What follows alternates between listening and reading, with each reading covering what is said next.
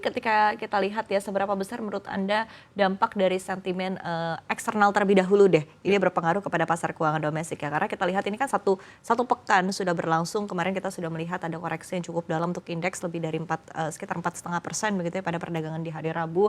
Kemudian posisi rupiah kita juga saat ini di 16.900-an begitu, dan ini artinya menambah tekanan yang sudah terjadi di market domestik kita dalam beberapa waktu terakhir begitu ya. Tapi menurut Anda impact atau dampak dari sentimen geopolitik ini sendiri juga akan seberapa jauh kepada market kita?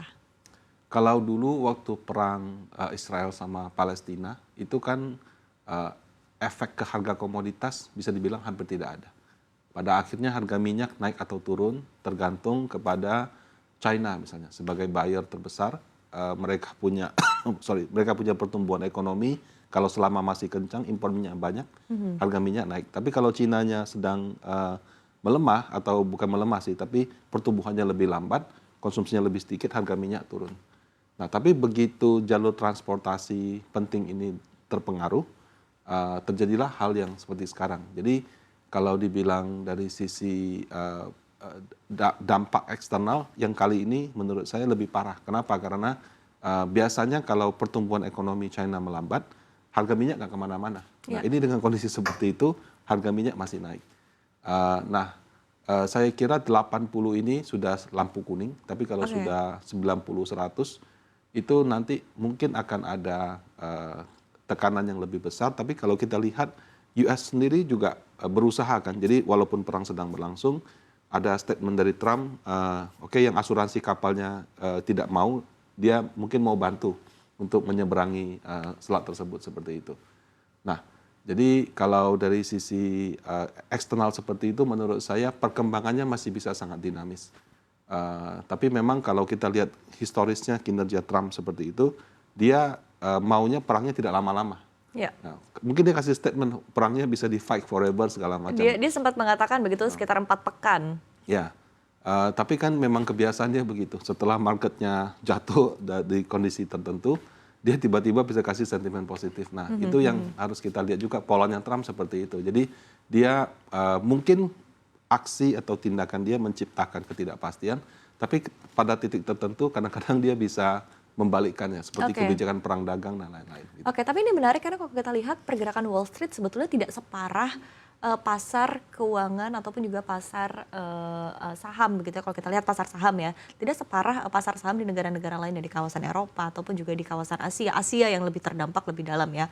Kospi kemarin koreksinya bahkan sempat trading halt begitu. Nah, kemudian kita lihat juga impact terhadap dolar juga sebetulnya di satu sisi kita melihat malah justru kenaikan terhadap dolar karena investor juga lebih memilih cash out akhirnya begitu. Nah, seperti apa menurut Anda titik mana yang membuat Anda menyatakan begitu ya bahwa em, ketika mencapai titik tertentu Trump ini akan berubah aksinya, akan merubah sikapnya begitu, sentimen yang dia berikan, dia share ke pasar ini akan berubah begitu, Pak Rudianto. Baik, jadi kan ada banyak indikator. Kalau kita sebut satu atau dua, rasanya juga mungkin tidak bisa mewakili semua, karena kan Oke, orang sekarang lihatnya banyak ya, faktor gitu ya. Tapi kalau saya lihat sekarang untuk pasar saham US tadi disebutkan tidak separah itu, tapi sebetulnya pasar saham US ini sudah 6 bulan stagnan. oke, Kenapa dia stagnan? Sebelum ada perang pun dia sudah stagnan, karena kenaikan harganya sudah terlalu tinggi. ya utamanya saham-saham teknologi ya. Ya, jadi valuasi yang tinggi tersebut, walaupun seperti Nvidia, dia publish laporan keuangannya di atas ekspektasi, tapi tetap nggak naik. Ya, Kenapa? ya. Karena orang expect kuartal berikutnya naik jauh lebih tinggi gitu. Tapi itu memang resiko dari saham dengan valuasi tinggi. Nah, kalau dari sisi US-nya, saya lebih melihat eh, Trump kan mau suku bunga turun.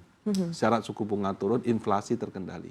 Nah, syarat inflasi terkendali, harga minyak sangat berperan penting.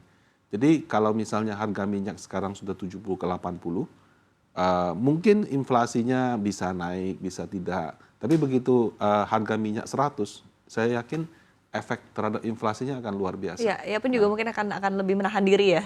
Nah, di titik itu mungkin dukungan, karena kan kalau masyarakat yang memilih presidennya kan perang satu hal ya, kan Ya, ada yang setuju dan tidak. Tapi kalau isi bensin harganya naik itu kan sudah berpengaruh ke kocek iya, pribadi. iya, iya. Jadi ketika harga bensin naik, itu menurut saya itu akan jadi masalah tidak hanya Trump tapi juga di banyak negara. Kenapa? Karena di mana-mana kalau harga bensin naik, harga minyak naik itu inflasinya naik. Oke, tapi bukankah Amerika Serikat sudah mengamankan pasokan minyak juga dari Venezuela? Ini juga menjadi perdebatan karena dia menyatakan bahwa minyak dari Venezuela bisa digunakan oleh Amerika Serikat, tidak bisa digunakan begitu. Nah, ini seperti apa stance Anda menurut Anda berkaitan dengan ini dan pengaruhnya kepada inflasi di Amerika Serikat untuk minyak? Oke, proses transisi seperti itu kan tidak sebentar ya. Kan kita tahu dari mana itu minyak yang kita isi di motor atau di mobil itu dari Venezuela atau dari mana Iya, gitu. iya. Yang orang perhatikan tuh bukan dari mananya, harganya berapa. Oke. Jadi harga bensin yang dijual di SPBU itu kan mengikuti harga minyak dunia. Nah, ketika harga minyak dunia itu naik, mau itu bensin dari manapun, people don't care gitu. Oke.